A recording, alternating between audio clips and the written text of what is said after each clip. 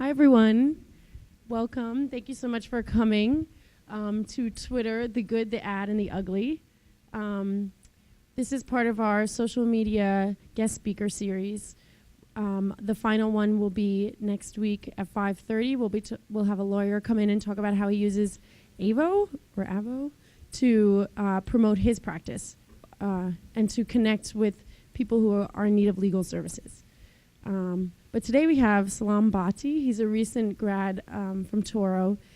He graduated in 2011, and while at Touro, he worked in the Veterans and Service Members Clinic. He participated in moot court, and he was a member of BALSA.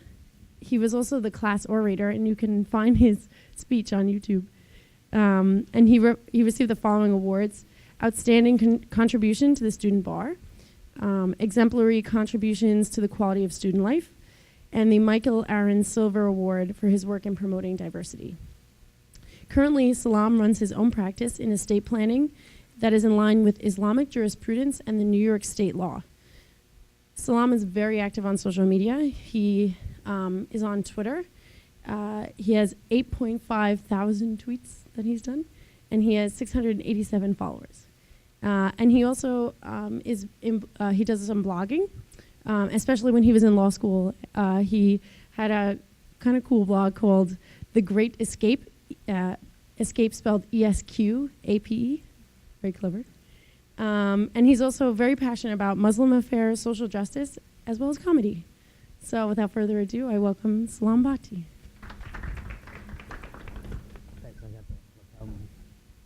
Thanks so much, Kristen, and thanks so much to you and your team for really creating this type of programming, because social media and the law are a fast-moving program or a fast-moving thing right now.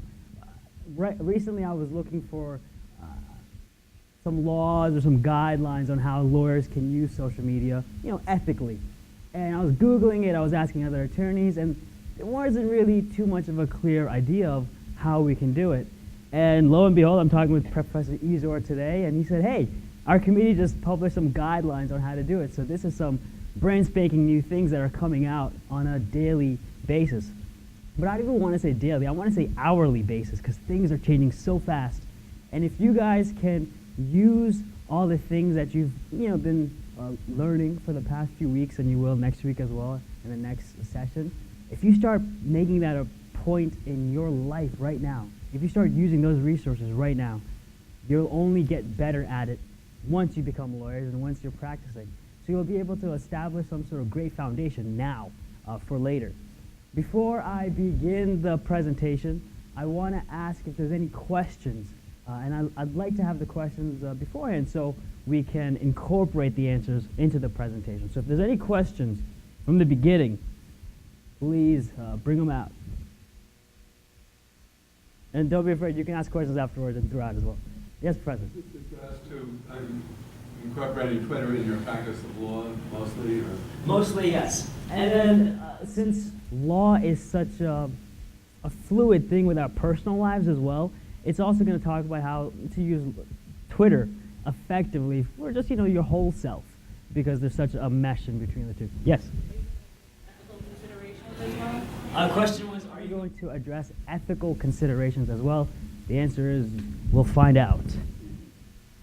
So the good, the ad, and the ugly as presented by Prezi over here. So the good, there's three things I want to talk about in the good part. One, and if you've done moot court, you'll see some moot court elements in here that I was lovingly taught by Balsa Moot Court. Thank you very much. One, best practices. Two, tweeting effectively. And three, what we all want, the payoff.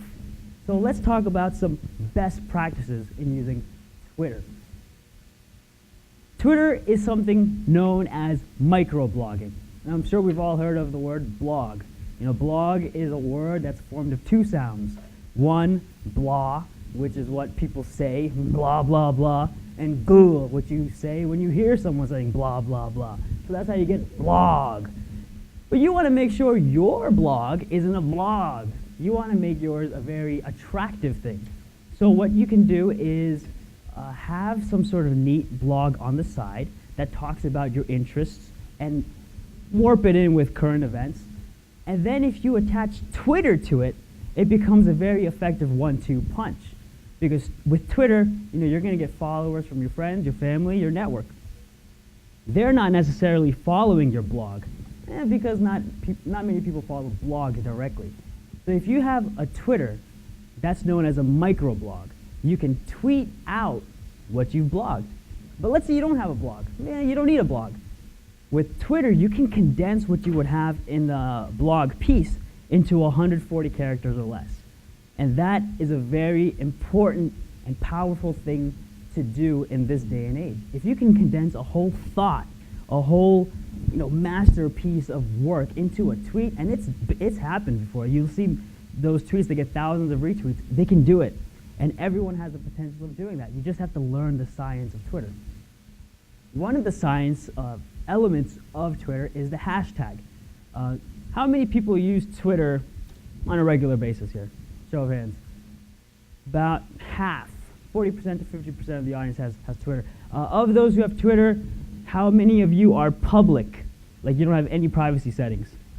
So about 10%. Okay, that's very interesting. You might think that you're private, but there's no such thing as privacy, as I'm sure you've all learned in law school. So hashtags are a very important part of Twitter.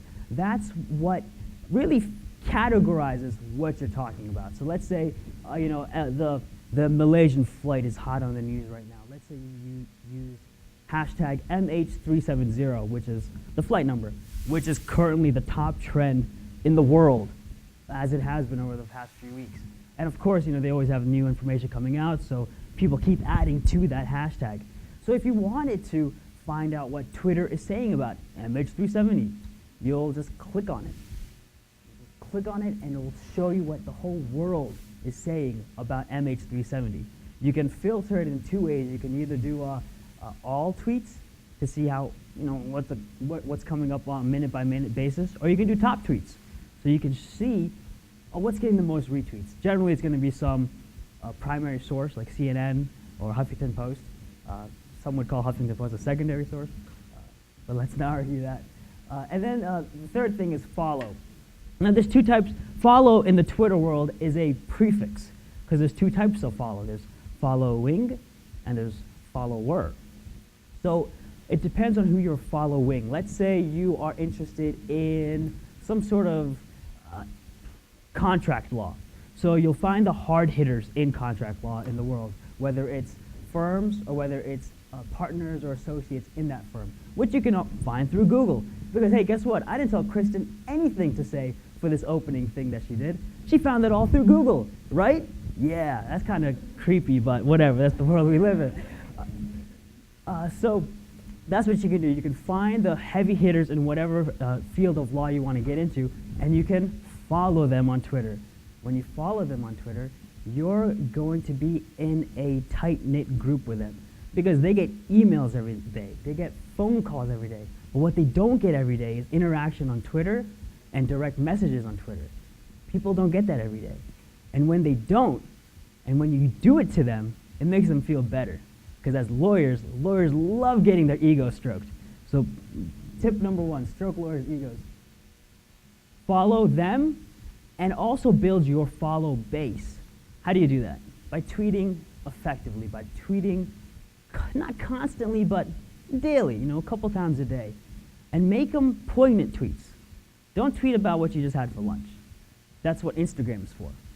Don't tweet about, live tweeting when it comes to like the Super Bowl or live tweeting the Grammys or the Oscars. No one really cares about that a week from now, because it might be relevant to that moment to you and whoever else is watching the Oscars. But to the rest of your followers, they're going to get annoyed because it's like word vomit. And that's something you to stay away from in real life and in the Twitter world as well. Tweeting effectively. You want to talk about current events to really build who you are, to really tell people, because Twitter, again, it's a very public affair. We're all looking to get hired at some point, and your employer, your future employer, will definitely be Googling you, and your Twitter account is usually one of the first things that comes up. So make sure your thoughts, make sure your tweets are constructed well. talk about current events. Talk about how this can affect the whole world and how this affects that area of law that you're interested in, which comes to point number 2, which is spin your law. Spinning your law is so crucial. Let's say you do like contract law, right? And we're talking about the Malaysian flight. How can contract law relate to the Malaysian flight? Well, you could say something about how the ticket buyers were entering into a contract, and here's the option that they have, or that their families have now that they are missing. Or you could be an estate planner, and you can say, oh, here's what the families will have to do to get the estate planning done right. Maybe there's some passengers who didn't have wills, maybe there's some passengers who did. So what's going to be the 2 different scenarios? So that's a way to spin your law into current events. And when you can do that, then you can get to the next level, which is publishing in newspapers with letters to the editor or with op-eds, which is another field that can really make you somebody who is a huge component in that field of law. You get your name out there, and it's all about name recognition. Pace your tweets. I'm going to tell you 2, I guess you could call them trade secrets, but it's so well known that people, I don't understand why people don't use them. It's a way to pace your tweets throughout the day. So let's say you start every morning off, you're taking a nice shower, and you get all these awesome thoughts in your head, which we all do. And I don't know why we don't have like dry erase boards in our shower, because we should. So you have like these great ideas that come in your head. You have 10 different ideas, and you're like, oh, I gotta tweet all these out. All these people have to know this instantly. But that's word vomit. You don't want to go that route. But also, you don't want to lose those great thoughts. So there's 2 great programs I encourage you to use. One is called Buffer. That's spelled B-U-F-F-E-R. It has a Chrome extension, so you can install it into your Google Chrome account. And it has a mobile app which works great. So what Buffer does is you can pre-schedule your tweets. You have these 10 great thoughts, and you can tell Buffer, I want my tweets to be sent out every hour, or every other hour, or at 1:15, at 3:37, and it'll do that. So you could be, in class from 3 to 4, but hey, you sent out a tweet at 3:37, and your 500 followers saw that, and all you're just, twiddling your thumbs in class, paying attention to Professor Citron, who's doing a great job. Oh, the second one. So Buffer app is the one. Hootsuite. Hootsuite is the second one. I like Buffer better because it's a little bit more simple, especially if you're in a solo practice. So if it's just you and you just want to get these tweets out, Buffer is the way to go. But if you are building out your Twitter profile and your Facebook and your LinkedIn as well, then you want to use Hootsuite, because at this point you're probably starting to get a lot of questions or a lot of interaction from potential clients or from other attorneys. And you want to keep track of what they're saying and that you get back to them in a timely manner. Hootsuite allows that. Buffer doesn't have that ability to monitor replies and monitor messages, but Hootsuite does. That's spelled H-O-O-T-S-U-I-T-E, Hootsuite.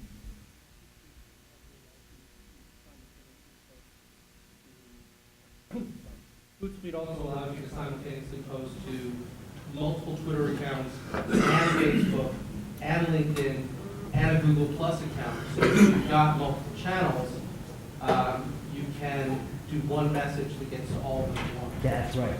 That's right. Thanks. Professor Easer makes a great point. Hootsuite and Buffer as well can simultaneously post to multiple accounts. One of the great things with Twitter is that Twitter has a built-in Facebook networking, so you can have a parallel. Everything you're tweeting can also go straight to your Facebook. You'll see that on Facebook, like this so-and-so tweeted. That's what that is. One of the great things about that feature is anytime you have a direct reply going to, like if Professor Easer tweets out, I like marshmallows, and he has that connected to his Facebook, then that'll go straight to his Facebook. But if I reply to him, I say, hey, I like marshmallows too, that'll just be between us. It won't go to my Facebook because the algorithms and the tech is so great that my Facebook users don't want to see that. So what's the payoff? The payoff is truly your writing will improve. If you are tweeting effectively, your writing will improve. Why? Because Professor Questel, anybody have Professor Questel? All right, cool. So why does that get better? It's because you're condensing everything. You're omitting frivolous words. Sometimes you don't need to use the word the. Sometimes you don't need to use a 25-cent word when a 1-cent word will do. And that's great because we have to talk to our audience. We have to talk to our layperson audience, and we have to communicate effectively with them. So if you're writing approves on Twitter, and I say if because I want to make sure you would use the word before instead of be and the number 4. Don't think that you're shortening your writing by doing that, because that can hinder other things. So make sure you use proper grammar. Use your commas, use your periods, and you'll be the better for it. Your writing will improve, and you'll also be great at one-liners. One-liners aren't just something that is pivotal to Twitter. One-liners have been pivotal in human history. Before Twitter, we had late-night comics. Late-night comics are kings of one-liners. And what is a one-liner? Besides a joke, besides a witty joke, it brings in a truth of the world, and it presents it in a humorous fashion. And it does so in a great way. Very short. So that's what Twitter is. Twitter, you can take some truth, you can spin it to your own means, and that's it. It doesn't have to be funny. And I don't say one-liner as a comedy one-liner, although it could be a comedy one-liner too. It'll get you the ability to use that one thought and make that your strong point, make that your strong argument.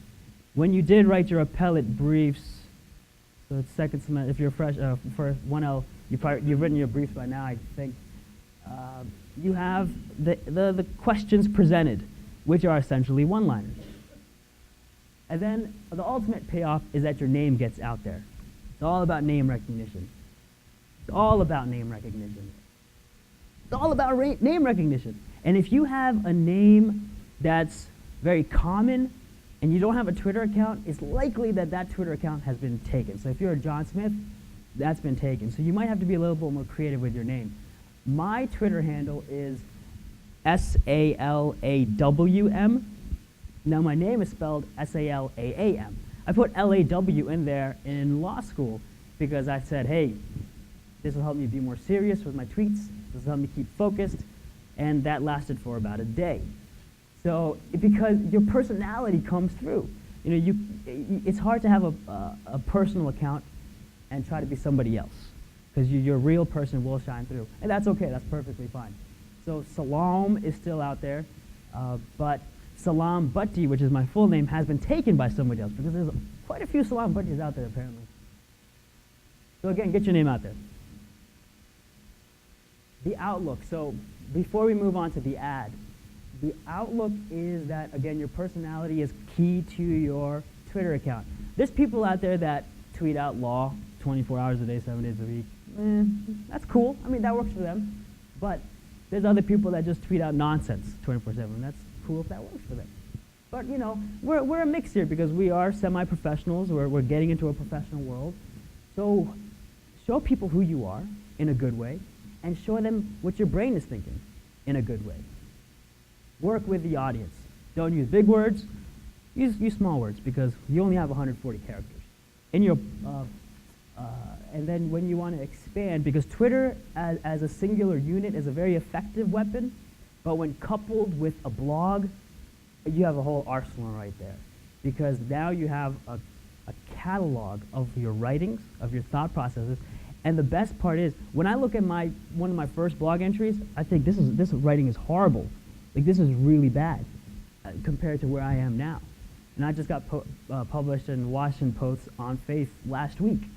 And it's, even last week, where I am now, I'm like, this writing is terrible. So make that a part of your life, where you're getting better at your writing through Twitter. And that's the outlook. The ad. So this is a part where we're going to talk about how you can use Twitter to advertise. So Twitter itself is free. So we've talked about tweeting for free. There's two different ad options that you have to pay for in Twitter. But when you are using the ad, you have to make sure that you know who your competition is. It's a competitive field out there. I mean, you have over 10,000 bar applicants every year, so in New York alone. So it's a very competitive market. A lot of those bar applicants think that social media use is a waste of time. So you've taken out a bulk of them, but there's still some who will realize the potential of social media. So know your competitors out there, not just the first-year students, but also, or not just the first-year practitioners, but the seasoned practitioners as well. Because now you're all in the same playing field, because you can all get malpractice suits against you. So know your competitors, research them, find out what their Twitter handles are, follow them, follow your competitors, because you have to keep them close.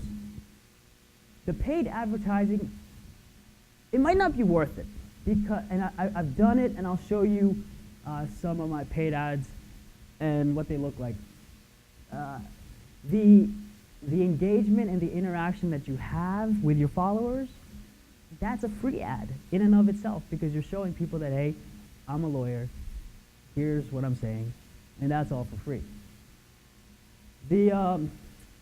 This part here, the ad, the hashtag ad, is a very timely topic that Professor Easter's committee has published some guidelines on for New York State, because New York doesn't have any official rule set for lawyers who are advertising on social media.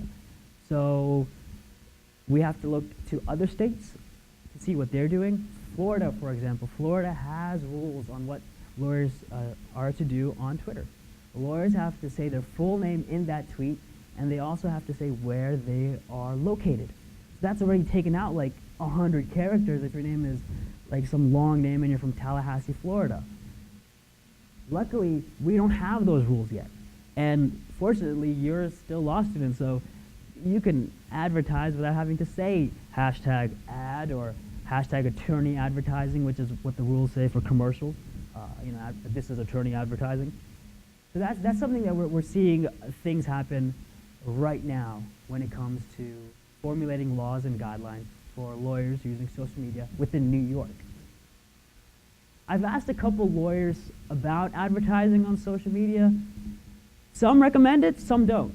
Some say that, the free portion of Twitter is already so great. And you can just link back to your website, which we have clear rules for. So, there's that. And again, this is a social network, so you are networking through the internet, but don't forget to also network in real life. And that will be a great way to let people know, oh, hey, I just met you, and this is crazy, but follow me on Twitter maybe, right? So the two types of paid ads are, one, it's a promoted account. So you can promote Salam, and what happens is it'll come on like the left side of Twitter. It'll be like, hey, this is a promoted account, and it'll be some language there that says promoted account, follow Salam, and it'll give my profile. I haven't tried that one out yet because I don't know how I feel about that so far. So the way it would work is, let's say you have a budget for $50.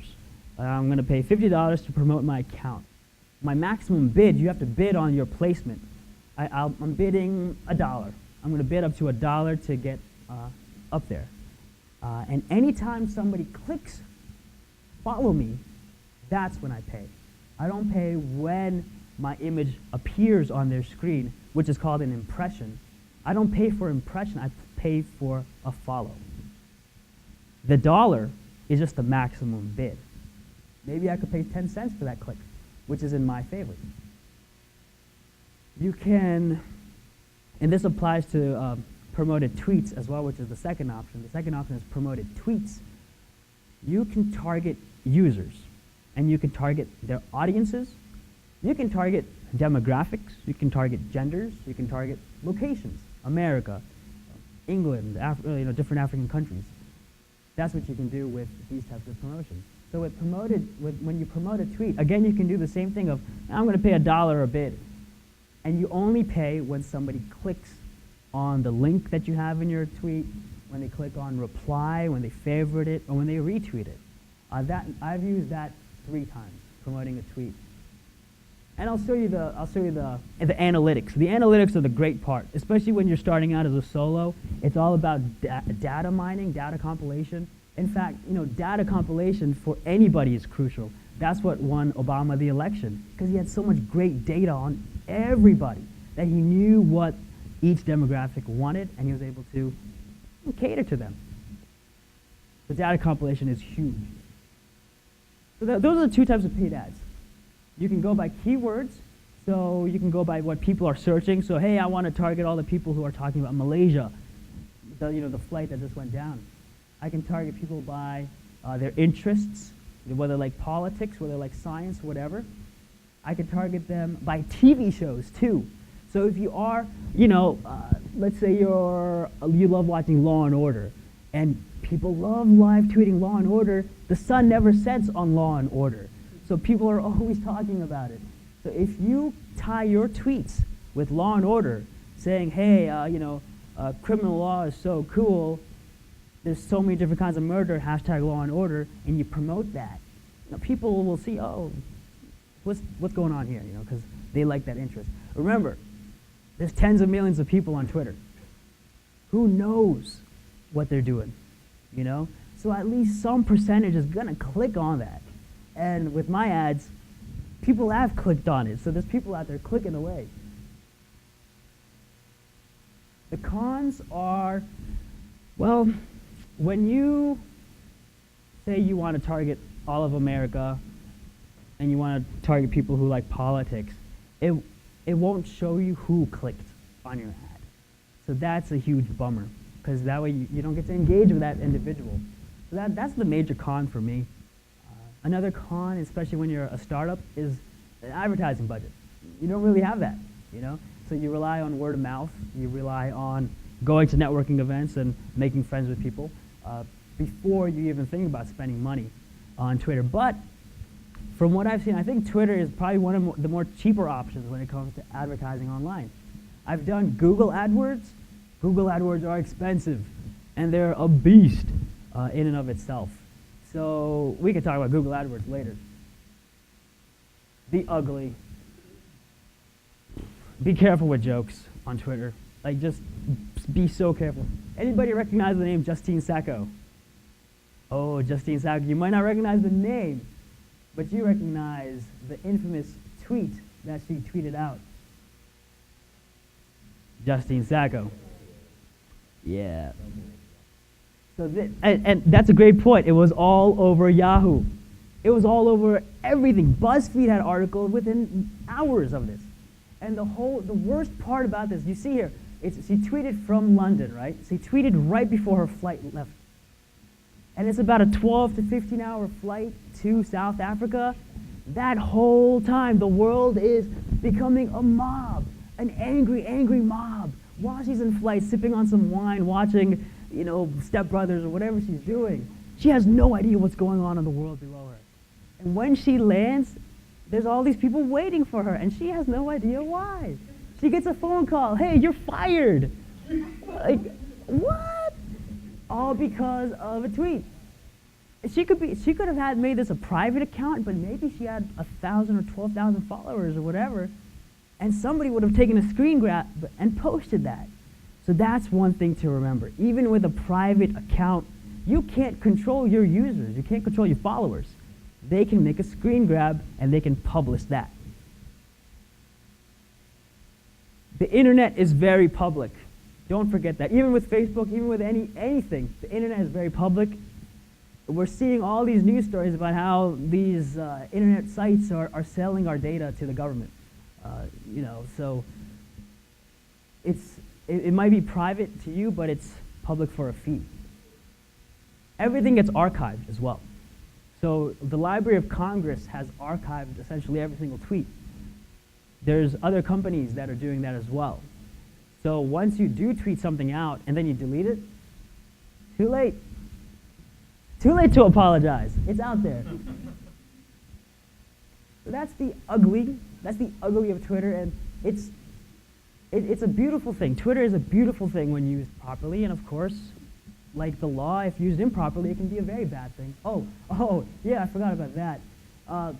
This is something known as hashtag LSTOTD, which stands for Law Student Tweet of the Day, which has been made famous by yours truly, Professor Izor.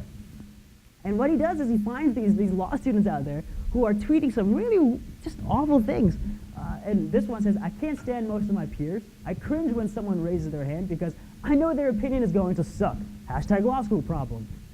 Don't do that. Just don't. If you have something to say like this, you can text it to a friend.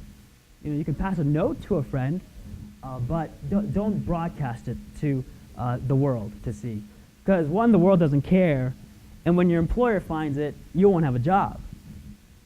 Don't do that. You don't become a nice person. Look at this, plead the _5th. That's interesting. That's an interesting username. So ultimately, you can win. You'll win recognition. You can win clients, and if you use it with a blog, you can win respect of your peers, and that's what it's all about. It'll take you 30 years to build a reputation, 30 minutes to ruin it. So always remember that, and otherwise you'll be fine. Make sure you implement Twitter in your life now, so that you know and you learn and you develop as you grow, as you enter the practice of law, and hustle. If you do hang up a shingle, it's all about hustling. One of the blog pieces I did was called A Tale of Two Tiers, Tiers. And that was about 2 lawyers I met with. One lawyer was from Touro, one lawyer was from Harvard. The lawyer from Touro, I was interviewing him, and he said that when he got out of law school, all he did was hustle, and he was able to buy another law firm and just use, he had all the clients there, and he did well for himself, such that he paid off his loans very quickly, which is what we're all going to be after very soon. The other lawyer from Harvard, he was at a very big firm, and he left to start up his own practice. And he said, I'm going to have to hustle. And this blew my mind, because I never thought a guy from Harvard would say that he's going to have to hustle. But it's a very big reality in the world today. It's all about hustling. What is a hustle? Hustle is going out, making yourself known, making yourself worth knowing.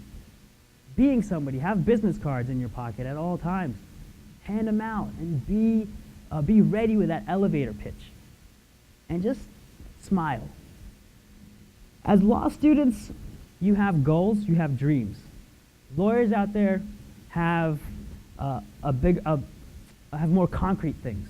So when you meet lawyers, ask them about these concrete things, and again, stroke their ego, feed their ego, and they'll walk away from that conversation thinking, I just had a great conversation with so-and-so, because that conversation was about themselves. So think about it that way.